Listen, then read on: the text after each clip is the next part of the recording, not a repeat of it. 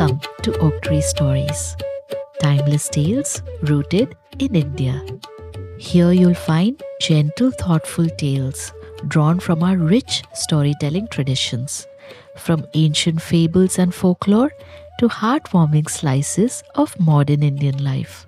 Each story is carefully chosen and lovingly crafted to be age appropriate and calming, with just a touch of wonder. So come, get cozy, and let the story begin. Hi, I'm Shalini, your storyteller. Before we begin today's story, here's something special from Oak Tree Stories. Finding the perfect gift isn't always easy. But imagine giving a child something created just for them. A story where they become the main character. A story filled with familiar faces, favorite places, and adventures made especially for them. Our personalized stories make thoughtful gifts for birthdays, graduations, baby showers, christenings, Upanayanams, and many other special occasions. And unlike many gifts, a story can be enjoyed again and again for years to come. If you'd like to create a personalized story for someone special, visit www.oaktreebooks.in/Oak Tree Stories to learn more. And now for today's story. Long ago, deep inside a great Indian forest, there lived four very unusual friends. One could soar high above the trees. One was no bigger than a child's hand. One carried his home wherever he went. And one could run faster than the wind. At first glance, they seemed to have almost nothing in common. But sometimes the most wonderful friendships grow in the most unexpected places.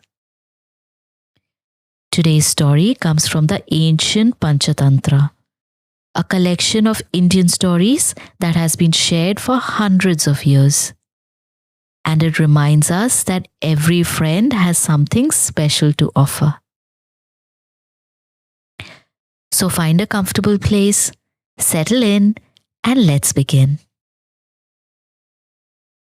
Long ago, in a great forest in India, there lived a crow. The crow was not the biggest bird in the forest, nor the strongest, but he was wonderfully observant. Very little escaped his sharp eyes.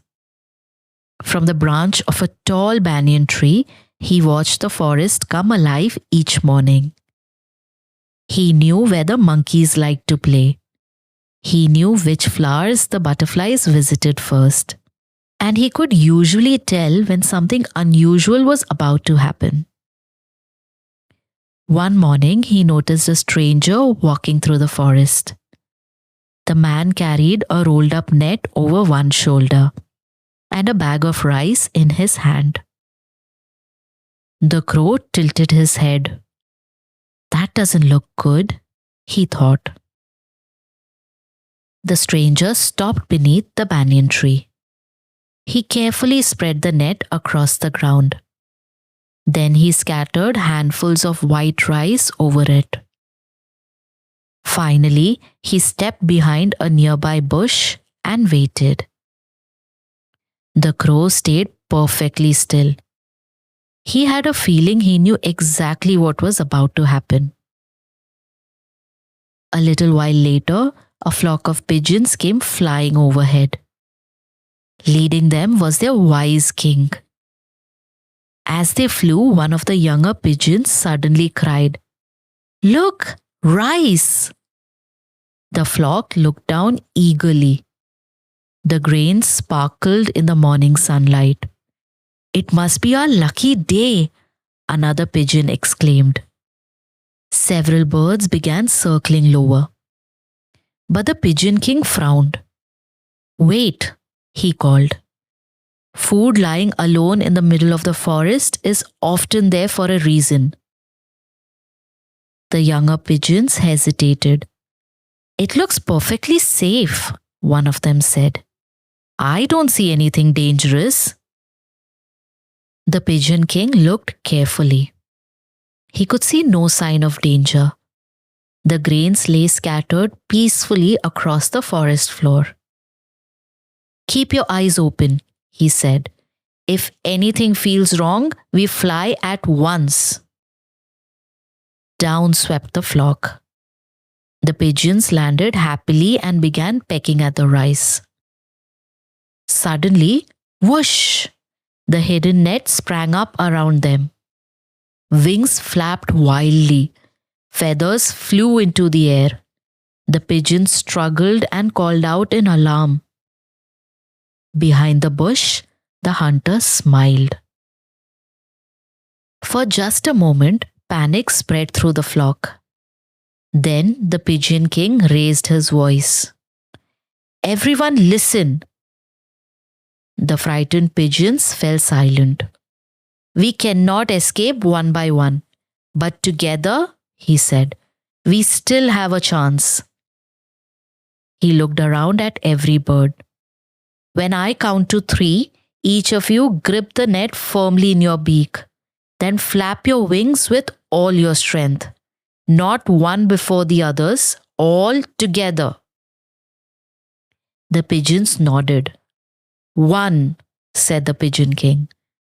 2, the hunter came closer. 3, the whole flock beat their wings at exactly the same moment. Slowly the net lifted from the ground.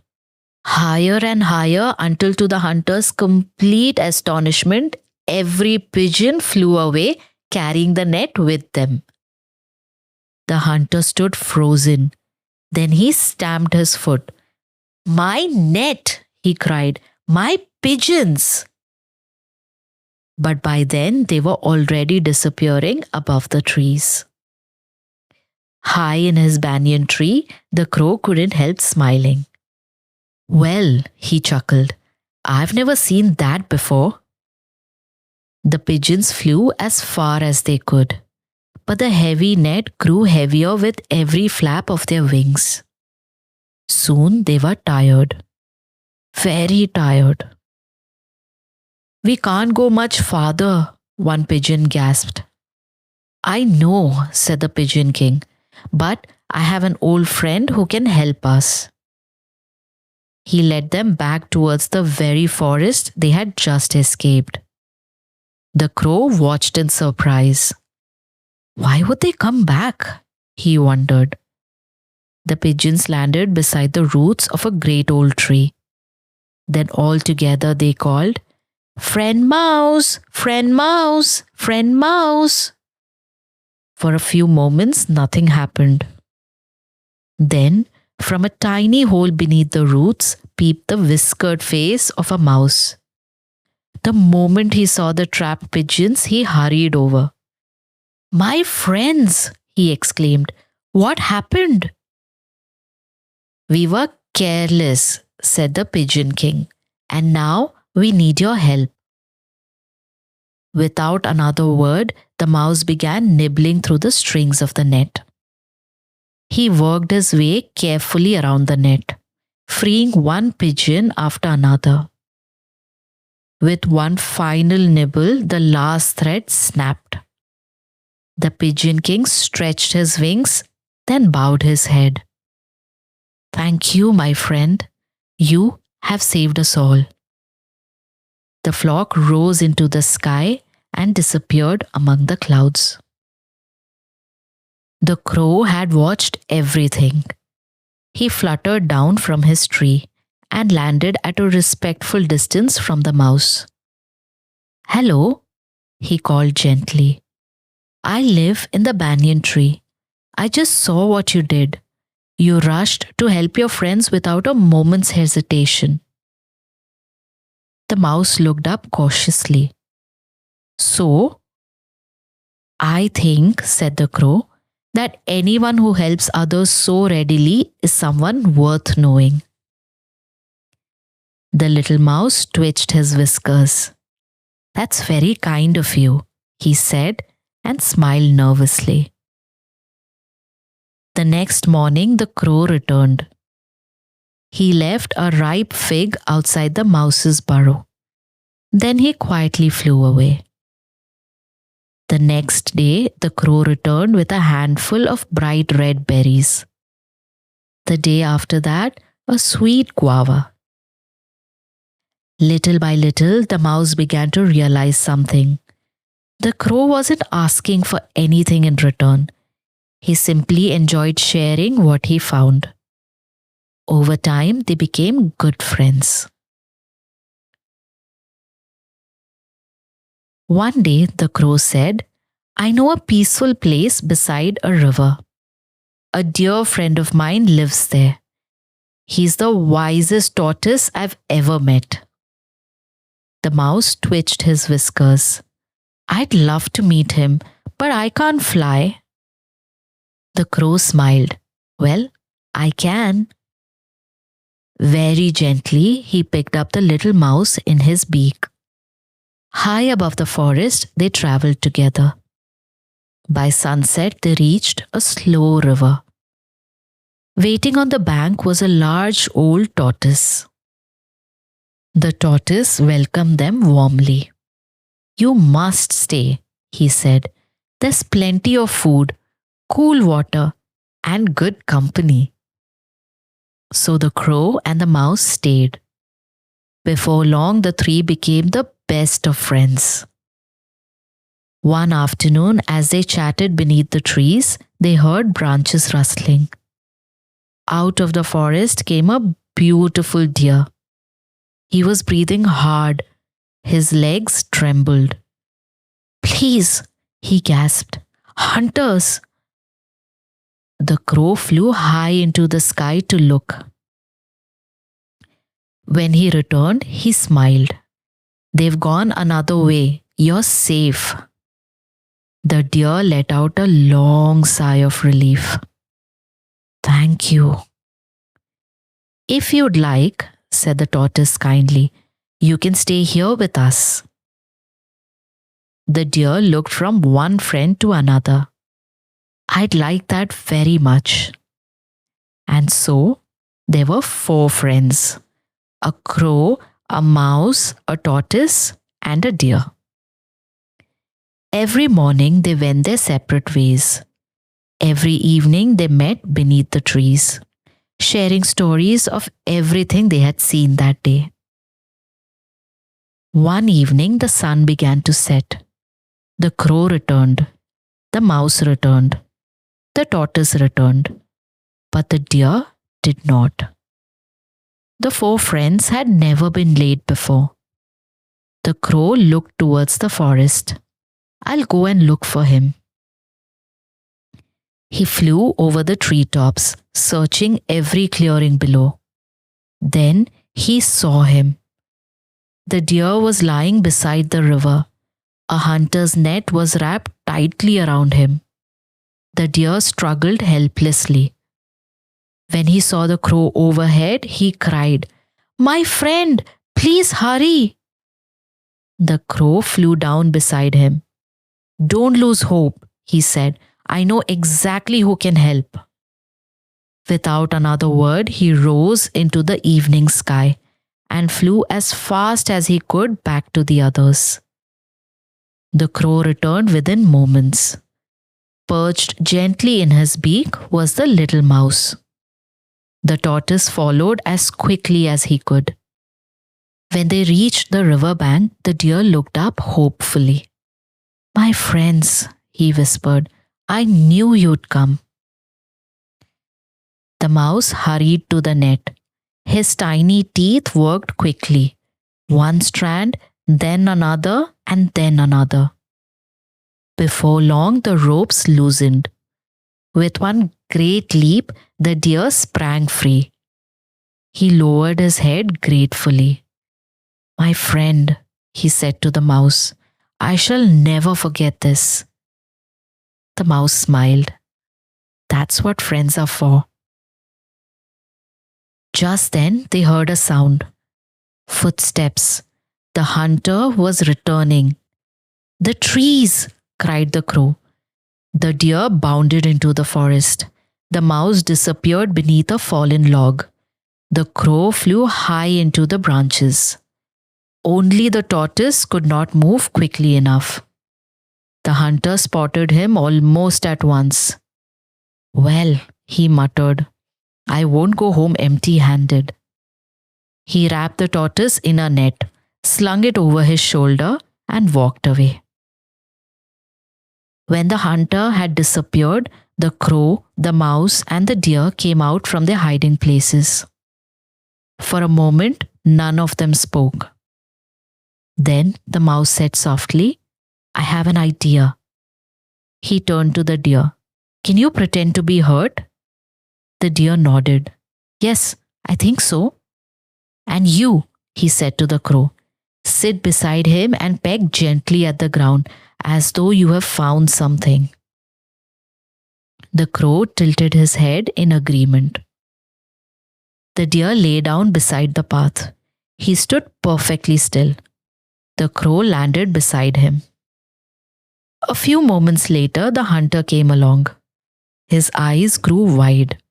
"A deer!" he exclaimed, "and it isn't even trying to run." Quickly, he dropped the net holding the tortoise onto the ground. Then he hurried towards the deer. The moment he was a few steps away, the mouse darted out from the bushes. His sharp little teeth went to work once again. Snip, snip, snip, the ropes gave away. "Quick," whispered the mouse. The tortoise slipped quietly into the river. At that very moment, the deer sprang to his feet and bounded into the forest. The crow flew into the sky. The hunter spun around in confusion. The deer had vanished. The tortoise had vanished. Even the crow had disappeared. All that remained was the empty net lying on the path. The hunter scratched his head. "I don't understand," he muttered. Then, shaking his head, he picked up his empty net and walked away. That evening, the four friends met once again beneath the trees, happy to be safe. The tortoise smiled. "I used to think my shell would always protect me. But today, I learned that even the strongest shell cannot replace good friends." The deer nodded. "I used to think my swift legs could carry me away from any danger, but they couldn't carry me out of a net." The crow gave a little chuckle. "I can fly higher than any of you, but I couldn't nibble through a single rope." The mouse looked down shyly. "I'm the smallest of us all, and sometimes I wish I were just a little bit bigger." The crow gently placed a wing around his little friend. "But today," he said, "you were the biggest of all of us." The four friends laughed. As the stars began to appear over the forest, they knew something had changed. They had not become friends because they were alike. They had become friends because each one of them could do something the others could not. And together, they could face almost anything.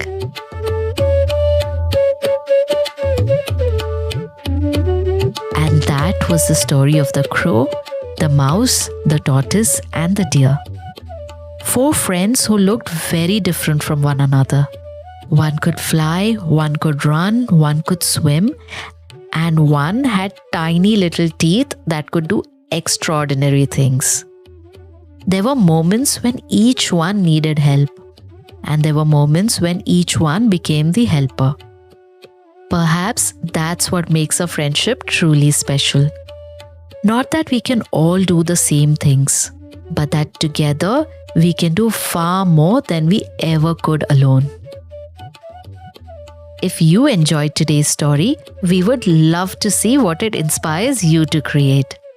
You can send us your drawings, paintings, crafts, costumes, Lego creations, writing, poetry, music, or any other artwork inspired by one of our stories through the art submission form on our website at www.oaktreebooks.in/Oak Tree Stories. We will give you a special shout out in a future episode and share your artwork on our social media pages. And if you would like to support Oak Tree Stories, grown-ups can also make a donation through our website. Every contribution helps us continue creating gentle stories inspired by the rich storytelling traditions of India. And don't forget, you can ask a grown-up to follow Oak Tree Stories on social media so you never miss a new story. You can find us both on Instagram and Facebook at Oak Tree Stories. This episode of Oak Tree Stories was brought to you by Shalini, Shannon, and Sushma. Until next time, keep listening, keep wondering, and remember, the best friendships aren't built because we are all the same. They're built because each of us brings something special to share.